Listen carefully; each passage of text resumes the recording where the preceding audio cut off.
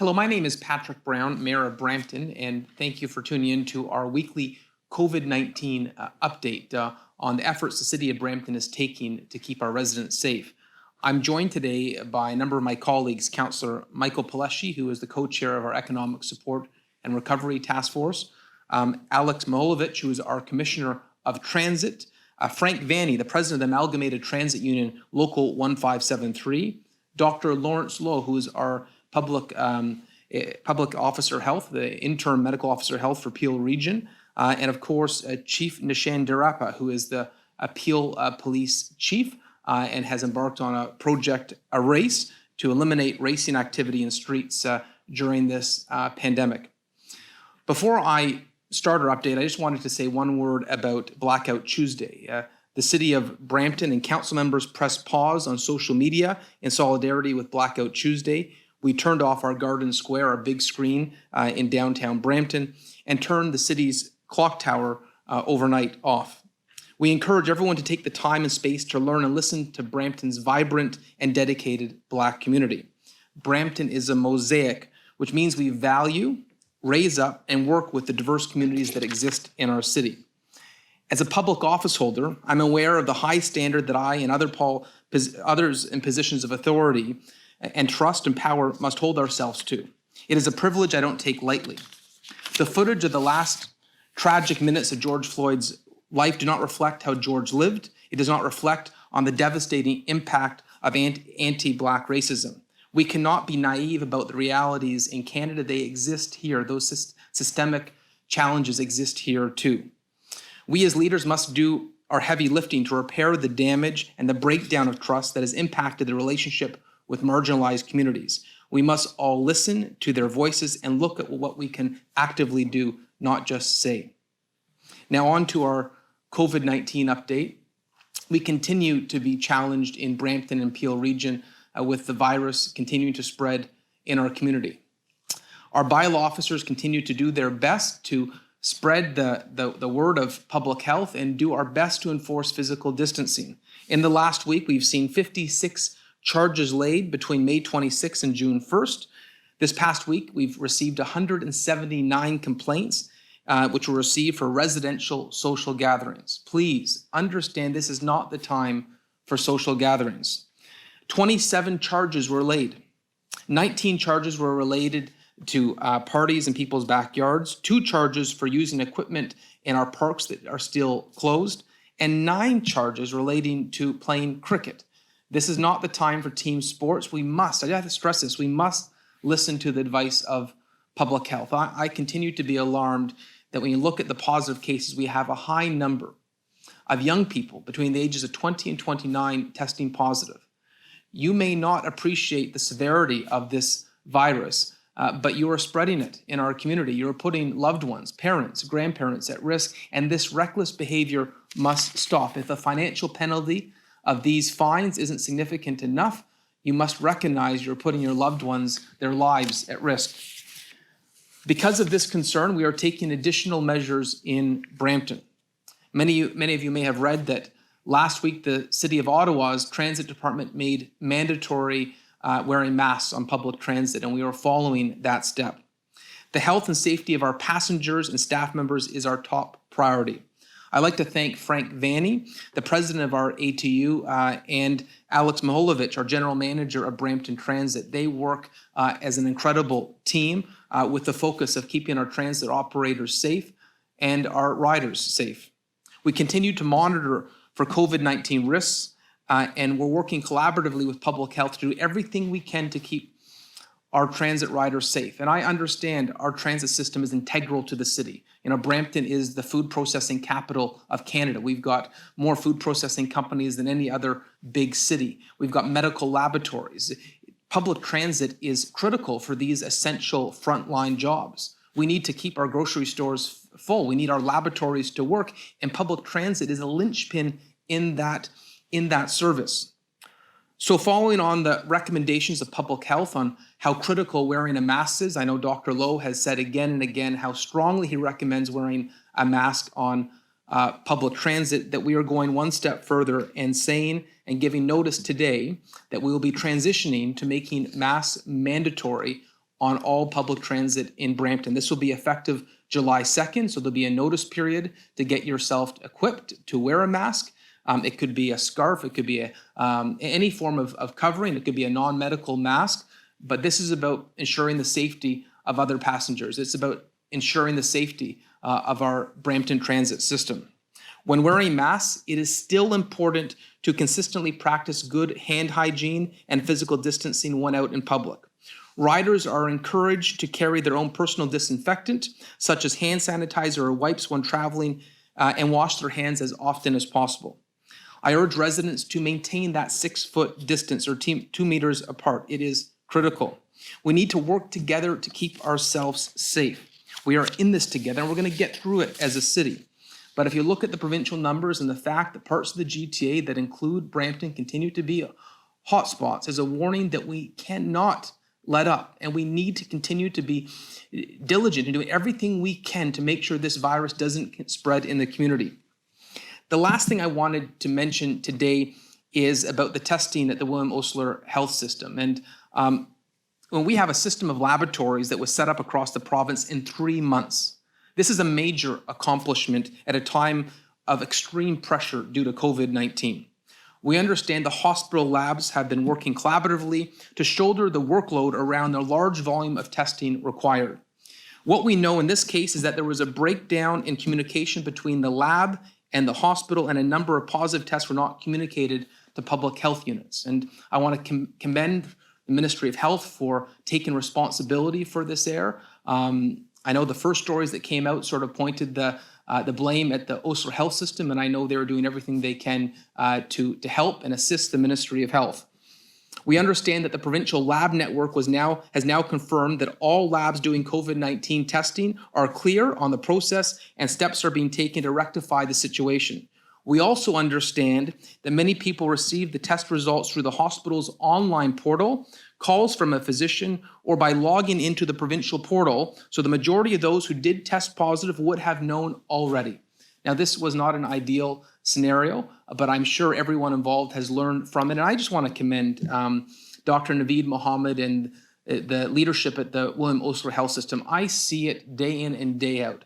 With limited resources in an area where in North Etobicoke and Brampton, where we've had a greater degree of community spread, they continue to go above and beyond to keep our communities safe. And I want to thank them for their hard work. On that note, I'm going to introduce our Medical Officer Health, Dr. Lawrence Lowe, who continues to serve Peel Region with distinction. Thank you, Mayor Brown. As of this morning, Brampton has had 2,496 cases of COVID-19. Of these, 1,796 have recovered, 626 are still active, and 74 have tragically passed away. Over the last week, the growth in our 7-day moving average has seemed to found a new plateau, around 50 new cases a day, instead of 40 new cases a day throughout the region of Peel. Let me be clear, though. Our goal has always been and continues to be 0 new cases a day. 0 new cases a day. And in March, we took the first steps to get that under control. Brampton and Peel stepped up. Our hospitals went into overdrive. Public health doggedly tracked down the cases and contacts of every positive case reported to us. And you all stood up and stayed home. And by doing this, we flattened the curve.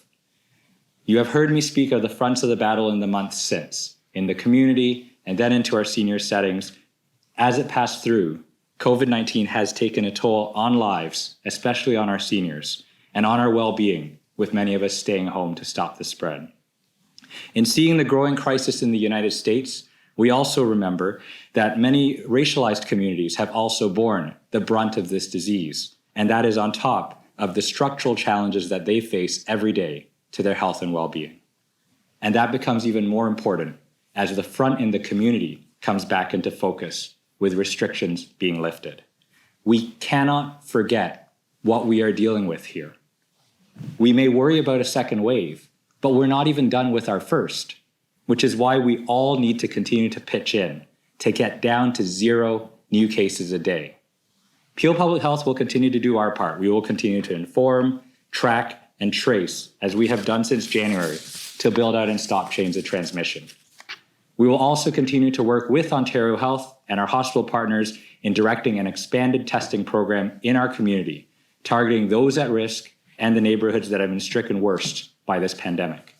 Testing, tracing, isolating, and treating are all critical when someone falls ill and is infected. But we have to remember that even the best paramedics and ambulances in the world can't stop car crashes from happening, which is why we have to stop transmission in the first instance. And that continues to be in your hands. We need Bramptonians to do their part. Get tested and stay home if you are not feeling well. Wash your hands regularly. Stay 2 meters apart when you're out and about in public. Stay away from crowds and wear a non-medical mask in spaces where you cannot distance. Ensure that it is worn properly and is covering your nose and your mouth. We need everyone to do this consistently so that we can turn the tide.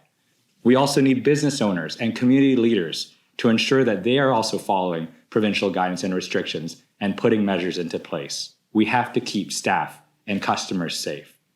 If we get this right, we can end this first wave in Brampton and in Peel. And the time is now. I know many are wary, but we have to stand firm. Can we go from 50 to 0 cases in the next month? It will be up to all of us to do our part. So join those of us who are doing the right thing to protect our community, and let's make sure that we get this curve down to 0. Thank you, and I'll pass it back to Mayor Brown. Thank you, Dr. Lowe. One aspect of this pandemic that has really frustrated residents is with empty streets, we've seen street racing in a manner that has taken us aback. And I want to thank Chief Nishan Duraiappah for his leadership with launching Project Erase to deal with street racing in our community and the zero tolerance we have for that type of reckless behavior. We need drivers not to take advantage of the fact that our streets are relatively empty right now. We need responsible driving habits, and Chief Nishan will speak to the success of Project Erase. Thank you, Mayor Brown. And I'd like to reiterate that for the City of Brampton and Peel Regional Police, part of the health and well-being during the pandemic is inclusive of road safety. And road safety includes the pedestrians with the weather change and the motorists that are out there being conscious of driving behavior. One of the things that we've noticed since the inaction of the emergency orders is that many people are staying at home and are not on the roadways, which to some is an invitation for people to take advantage of the empty space and open space and increase their speeds. Street racing is a problem that we've seen brought to our attention, and we know that it's a dangerous and illegal activity which all of us need to be aware of, and citizens are encouraged to call us through their non-emergency and emergency lines to report incidents of speed racing or file a report online. One of the responses our officers are doing 24/7 is ensuring road safety. Enforcement is still a number one opportunity for us to change driver behavior as well as education.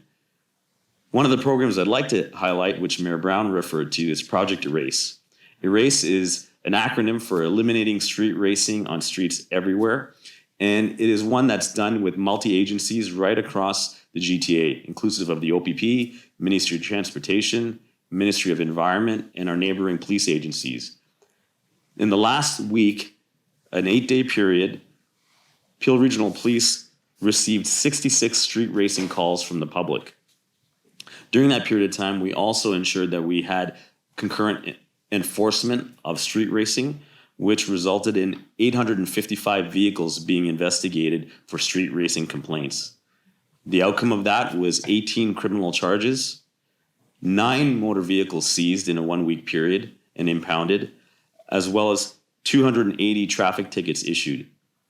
Many of these tickets were related to speeding and aggressive driving right here in the City of Brampton.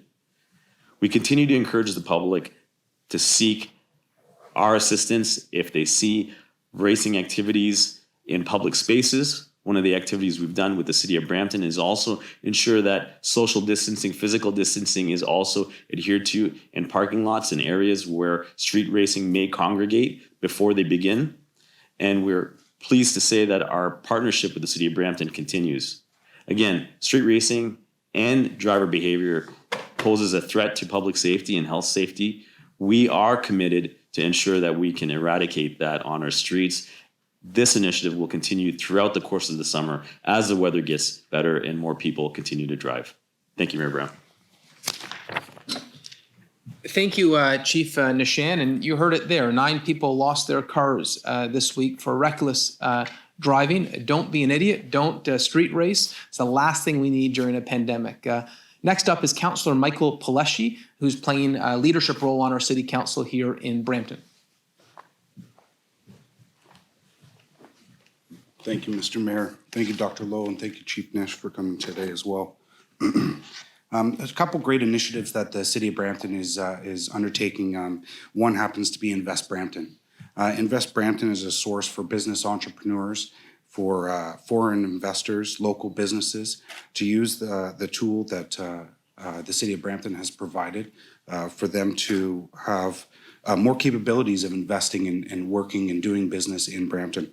We have a full chat capability built into every page of Invest Brampton. We have direct access to investment centers, services, and additionally the site selection interactive tool as well. Some other key focuses that the City of Brampton is doing on our towards our recovery is business retention. Our Support Local campaign has been a hit, and we've also joined forces with Shop Here, the Shop Here program, helping local businesses and artists develop online tools and storefronts completely free of charge.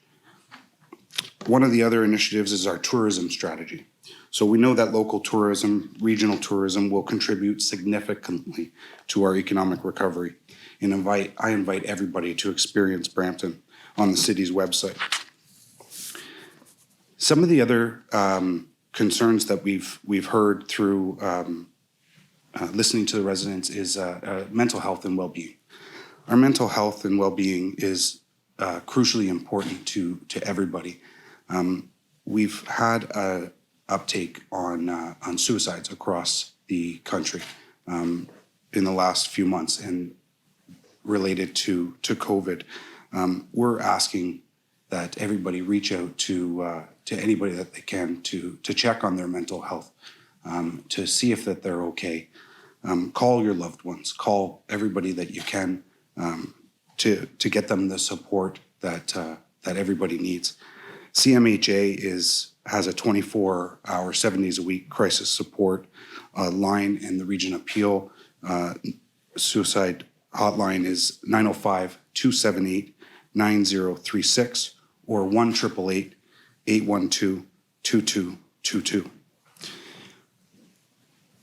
You can also contact 211 at Region Appeal to get some additional services for checking on any of your loved ones that need that.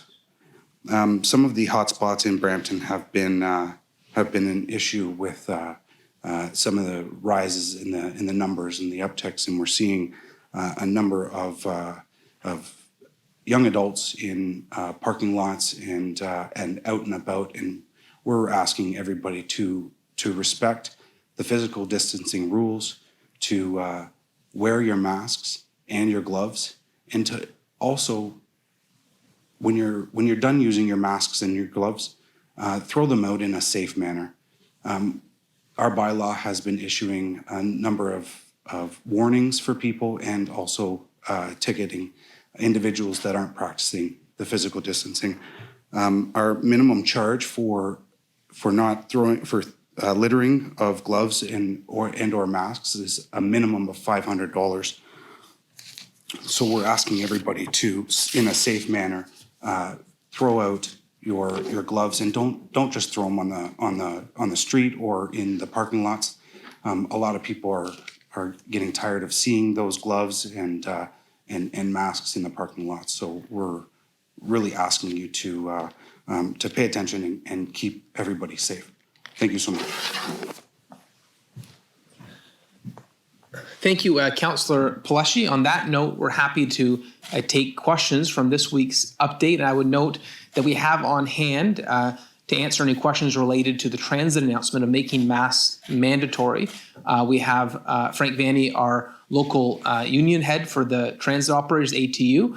We also have Alex Milojevic, who is our transit commissioner. If there are any technical questions, they're available to ask those questions about this step that Brampton is following Ottawa on making transit, wearing masks on transit mandatory. So our first question is Sumit Dami from Omni News. Sumit, can you hear us? Hey, Mayor Brian, can you hear me? We can. Okay. Following Monday's federal announcement of the 2.2 advance and gas tax funds, I'm wondering, can you give an update on Brampton's deficit? I know last I heard was $44.7 million. And have you heard back from Philip Stormorno?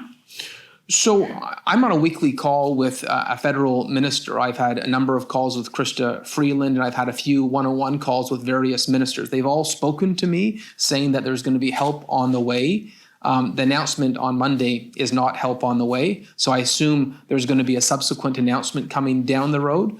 I know the Prime Minister has pledged to be a partner to municipalities, and we're hoping, and we're going to take him at his word. But the announcement on Monday was simply moving a payment that was expected later in the year up to the spring. It doesn't help our accounting with the budget this year. It's not new money. And right now, with the losses we're taking on transit with COVID-related expenses, we need that federal and provincial support. We need senior levels of government to step up. You know, right now, every day there seems to be a new bailout of a different sector in Canada.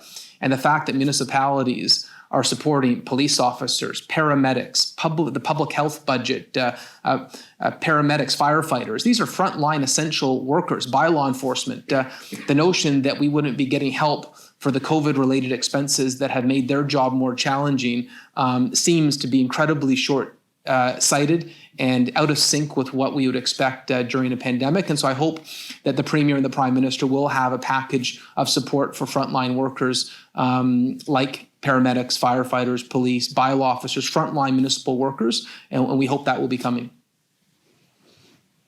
Yeah, thanks. And just to clarify, it is $44 million in deficit the city's looking at right now? Yeah, it's close to that 50 million figure. It looks like it could be somewhere between a 4 and 7% discrepancy, depending how long the pandemic lasts. Sorry, just to follow up. So when we're thinking about then life after the pandemic, basically, I'm wondering kind of, people don't want to hear increase in taxes or cuts to services, but what can people expect? I know before you said Brampton will probably get less increase than Mississauga will in terms of increasing taxes. Well, I can't speak to Mississauga. My personal opinion is right now people have been hit hard financially. This has been a very challenging year. It's not just a health pandemic, it's an economic firestorm. The last thing we can do right now on people who are already struggling is to put on them a significant tax increase. And so I have said I don't view that as an option. But having said that, we have to continue to provide policing. We have to continue to provide fire service, paramedics.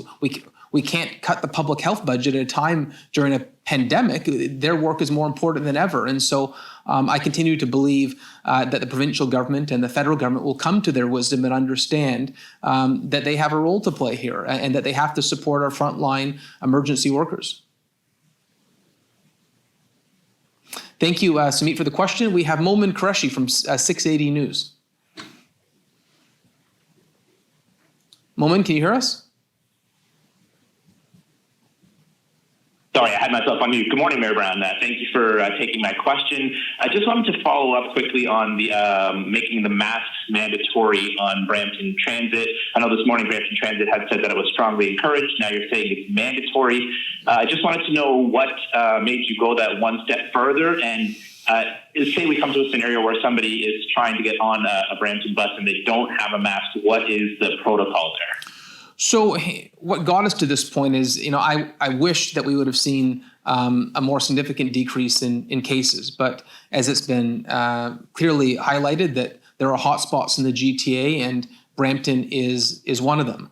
We felt additional measures were needed. Ottawa, which is not facing some of the same significant challenges that the GTA is, has already taken that step. For me, what hit it home too is continuing to hear about these workplace outbreaks. The reality is we have a lot of people taking public transit for essential work, for the food processing industry, for the laboratory industry. And I want to take every precaution possible to make sure we're keeping these transit passengers safe and the operators. We've had 5 operators who've tested positive, and that breaks my heart, knowing that they're going into work with a greater risk. And thanks for the courage of ATU. In terms of how this is going to flow, we're going to launch a campaign about why they have to wear masks, and it'll officially take effect July 2nd. But Alex Milojevic, our transit commissioner, is working on protocols with ATU. If there are medical reasons that you can't wear a mask, if there's a respiratory issue, then obviously there'd be accommodation for that. We're just like Ottawa, we're doing our best to make it mandatory, but we understand there'll be some specific cases that will be legitimate reasons why you can't wear a mask. And just as a follow-up on a different topic, I know that you've been pushing for a regional approach to reopening, and in the recent days we've heard the Premier say that's something that he is on board with, and I just wanted to know what your conversations have been with the province about that and how that will now allow you to take those steps that you want to take. Well, I know parts of the province are ready to open, maybe in Northern Ontario or Eastern Ontario. One of the things that mayors in the GTA have been echoing is that we're not in the same place. And so I'm on a weekly call that Mayor Tory hosts with mayors in the GTHA area. And the fact that we continue to have community spread is partly due to the high density of the population. I know in Brampton, the fact that we have a dense population, sometimes multiple families living together, creates greater challenges. And so I think it's reasonable to understand there'll be parts of the province that are further behind beating this, getting ahead of this virus. And so the regional approach seems to make sense. If there was a real appetite at Queen's Park to reopen the province, I just hope they don't rush us into it in the GTA. And I welcome the Premier's remarks last week when he said that he would be open to a regional approach. But I do think we need a more cautious approach in the GTA. Thank you. Next up, we have Lucy from in Brampton. Hi there. Good morning. Morning, Lucy. So my question is in regard to Peel Police issuing dozens of speeding tickets for illegal street racing and high-speed driving this past weekend. Are there concerns that this will not only continue to be a problem due to the reduced traffic amid the COVID-19 pandemic, but that this could lead to a possible increase in crime rates across the city of Brampton? Well, I got a lot of confidence in our Chief of Police, Nishan Duraiappah. Immediately upon hearing about this elevated amount of street racing, he put a team out, and we'll have the chief speak to this about the fact you saw so many fines and 9 cars impounded last week speaks to the fact that we're not taking this. We're taking this very seriously. Chief. Thank you, Your Worship, and thank you for the question, Lucy. I think we certainly do agree and believe that the pandemic has created an environment for behaviors to change in a variety of different ways. As it relates to street racing, we do believe that it will continue until we see some normalcy in the volume of road traffic. But in the interim, what we've certainly seen is a behavior that's been, let's just say they've taken advantage of the ability to use space in a different way. Parking lots are open and vacant for businesses, so it creates this opportunity for people to congregate, which we know the enforcement orders and municipal bylaws do not permit that. So we will continue to enforce that with our municipality. That will change when behavior gets back to normal. We do know that street racing, however, is not just unique to the pandemic. It is a problem that has existed in large urban areas and rural and borders too, where people take advantage of empty roads. So our strategy is one that will be prolonged, will continue throughout the course of the summer. In fact, I can say with our partnership with multi-agencies, we'll also include the use of aircraft by our partners with the OPP in York and our own ability to do that. So that will continue. The second part of your question as it relates to increased crime rates, we do know we've seen a reduction in certain crimes particularly, robberies was one that was a significant interest to our community, as we saw in, say, the last quarter of 2019. With businesses and premises being closed, we know that we've seen that reduce. Certain violent crimes have been reduced because people are at home. But with that also comes the opportunity for people that are, you heard Councillor Palleschi speak to it previously, with increase of mental health compounded by isolation, the inability for individuals to not have access and support to services physically, which they once had pre-pandemic, is an issue. So, one of the things we've said with the City of Brampton and the Region Appeal is if you're in isolation, you need help, whether you're maybe potentially a victim of intimate partner violence, which is something we've seen an increase in our response to family disputes. Those are the type of behaviors that have changed. We can say, though, that we've noticed a reduction in a variety of other different crimes and certainly that's pandemic related. We continue to watch statistically year over year what these influences are, but generally speaking, we have seen a reduction in certain crimes here in Peel Region. Thank you very much. Thank you, Lucy. Tabish from the Red FM radio. Hello, can I have him? Yes, we can. Yeah, please ask your question. Doctor, I spoke to a couple of people who are asymptomatic and who are not even exhibiting symptoms but still want to get tested, as the governments have been pushing and encouraging everyone to get tested. So what's your clear message or advice to such people? Absolutely. At this time, we are looking to test anyone who may be symptomatic with symptoms consistent with COVID-19, asymptomatic and worried that they may have been exposed to COVID-19, either to a probable or a confirmed case, and also asymptomatic individuals who, by virtue of their work, are at higher risk of COVID-19 transmission. And those individuals can pursue testing at an assessment centre, and Peel Public Health, together with Ontario Health Central Region and our hospital partners, will be launching a broader community testing strategy with details to come later on this week. Thank you. Thank you, Tabish. Next up, we have Nitin Chopra from Prime Asia TV. Good morning. Thank you, Mayor, for taking my question. My question is in regard to security and safety. I want to know from the Chief what airsoft pistol replica means. Are they legal on the Brampton streets? Because the city's bylaw number 93 says that airsoft pistol is considered to be a gun. If it is legal, then it's okay. If not, then some videos were shared with the Peel Police from the community also. So no charges or no penalties were laid on that.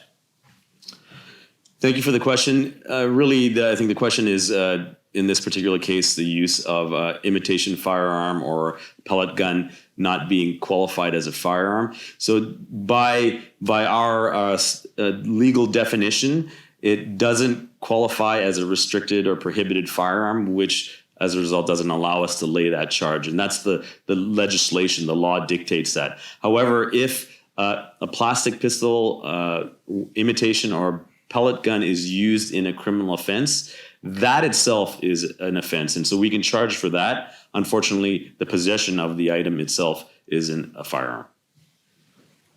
I have a second question for Mayor Brown. There is a song which is titled "Beat Town," means Brown Town or a Brampton Town. In that song, everything is justified. They have shown everything justified in terms of violence, fight, gunshots, what happened near the Sheridan College, everything being justified, and Brampton is being portrayed in a very bad state.